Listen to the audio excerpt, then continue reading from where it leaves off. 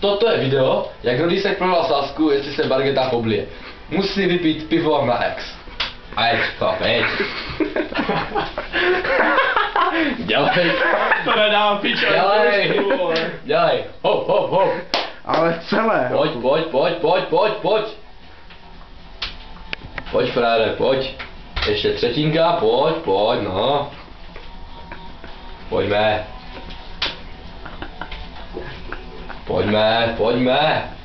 Vydrž, počka, vydrž. Ještě pár loků.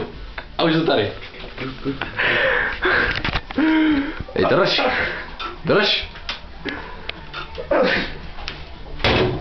Podíváme se na výsledek. Larisku, pojď na mě? Laris.